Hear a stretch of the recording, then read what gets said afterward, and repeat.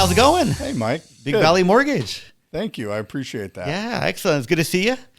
Good to see you as well. Awesome. So, hey, I have a question for you, Jeff. So, what do first-time buyers need to know for purchasing a home and getting ready to get a loan started at that? Great question, Mike. The first thing that comes to my head is they need to know that it doesn't take 20% down payment. You can get into a house for as little as zero down. There's 0 down payment programs, 1% down payment programs, 3%, 3.5%, 5%, and so on. So just know that it doesn't take a ton of money. Closing costs can be paid for by the seller. They can be paid for by you, the realtor. I know you want to hear that. I right? really want to hear that. But yeah, it can be paid for by someone else. So you don't even have to have money for closing costs. So I would say that's first and foremost. Okay. Your credit, somebody's credit is important. So you want to make sure that you have good credit. If you have issues with your credit, you might want to get it cleaned up. Talk to somebody, talk to a lender, talk to a credit agency, and find out how you can get your credit score up.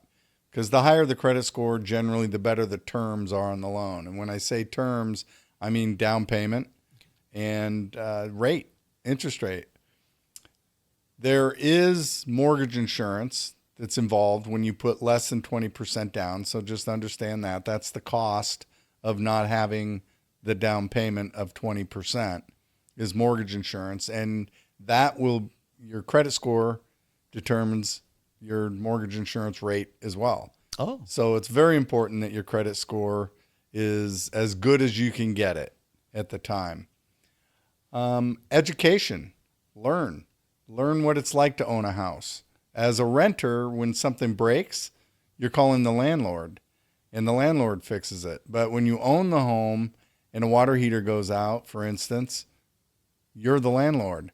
So you need to go to Home Depot yourself and purchase a $700 water heater and either put it in yourself or pay somebody another $300 to put it in. So just to get hot water running again in your house, there's $1,000.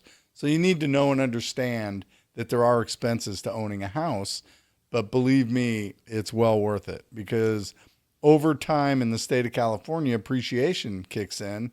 So between appreciation and you paying your loan down, you're building equity and you're building wealth. And it generally, in California, it does supersede what it costs you to put on a new roof. That's another expense. A new roof, an HVAC system, yards, sprinklers break. There's a myriad of things that can go wrong with a house. And so I just want a first-time home buyer to learn about these things and understand what it takes. So saving. That's another thing. Another thing they need to think about is savings. So try not to get into a house using all of your money and having nothing left after you buy the house, because you do need to have this backup for when something occurs. I don't know if you've ever taken a cold shower. Oh, yeah, but I have, Jeff. Oh, yeah. It's not very pleasant. It is not pleasant at all. So yeah, there's that. That's really good information, Jeff. So, it goes to say, hey, education is key to understanding and getting an idea of home ownership. But I think it's also a learning curve, right? Once, the first-time buyer moves into their home for the first time, they kind of figure it out, would you say? Or? Yeah, there's no doubt they figure it out. But that's why you want to, surprises are sometimes good when it's your birthday, but a surprise when you go to turn your water on and it's cold and there's no heat is not. That's not the right time to surprise. That's not the right time to surprise. Or how about one of our 110 degree days and the AC doesn't work?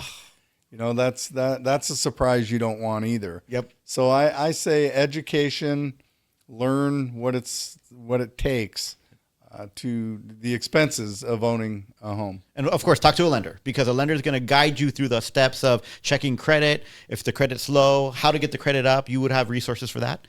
Absolutely. One of the things that any good lender should ask a first-time home buyer is, what's your comfort level? Understand what your comfort level is for a house payment. And when I say house payment, I mean principal, interest, property taxes, homeowners insurance, mortgage insurance, and if there's a homeowners association with the home, how much the HOA dues are. That comprises the payment on the house. So what are you comfortable at? And most times people will say to me, well, we're paying $2,800 in rent right now, so I guess we'd be pretty comfortable at that. Right. And then we do the numbers and we figure out, okay, how much can you buy and have your payment at $2,800? And most of the time they go, I don't want to live in that neighborhood. Right. I'm going to need a little more. And so I say, okay, if you're going to push it a little bit, again, you need to stay comfortable where you're going to go. Right. Well, let's try 3,200. And we go, okay. And then we do the numbers at that. Now, if they add more to the down payment, can they keep it at 2,800 or is that not possible? Yeah, those are the only two ways to get the payment down is more down payment and lower rate. Got it. Those are the two ways to lower the payment. Okay. Okay. Third way, lower house. Right. Or cost. Yes. So lower the cost of the house. That's really great information, Jeff. Thank you so much for sharing that today. You're welcome. Have a great one. Thank you. You too. Thank you.